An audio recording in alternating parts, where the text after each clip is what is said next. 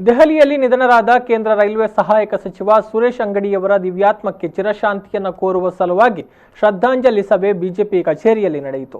ಭಾವಚಿತ್ರಕ್ಕೆ ಪುಷ್ಪಾರ್ಚನೆ ಹಾಗೂ 1 ನಿಮಿಷಗಳ ಮೌನಾಚರಣೆಯ ಮೂಲಕ ನಮನ ಸಲ್ಲಿಕೆ ಮಾಡಲಾಯಿತು.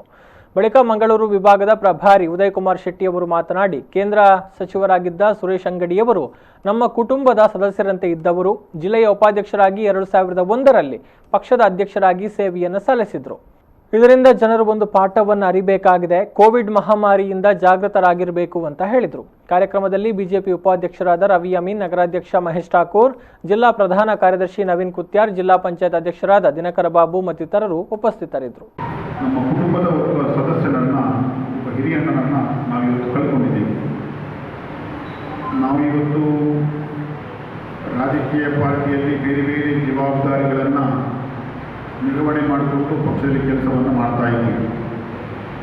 ಅದೇ ರೀತಿ ಸುರೇಶ್ ಅಂಗಡಿಯವರು ಕೂಡ ನಮ್ಮ ಹಾಗೆ ಅನ್ಯಾನ್ಯ ಜವಾಬ್ದಾರಿಯನ್ನು ನಿರ್ವಹಿಸಿ ಈಗ ಕೇಂದ್ರ ಮಂತ್ರಿಗಳಾಗಿ, ರೈಲ್ವೆಯ ಸಹಾಯಕ ಸಚಿವರಾಗಿ ಇನ್ನಷ್ಟು ಕೆಲಸ ಮಾಡಿದ್ದನ್ನು ನಾವೆಲ್ಲ ಕಂಡಿದ್ದೀವಿ. 1996ರಲ್ಲಿ ಜಿಲ್ಲಾ ಉಪಾಧ್ಯಕ್ಷರಾಗಿ ಪಕ್ಷದ ಪದಾಧಿಕಾರಿಗಳ ಜವಾಬ್ದಾರಿಯಿಂದ 2001ರಲ್ಲಿ ಪಕ್ಷದ ಜಿಲ್ಲಾ ಅಧ್ಯಕ್ಷರಾಗಿ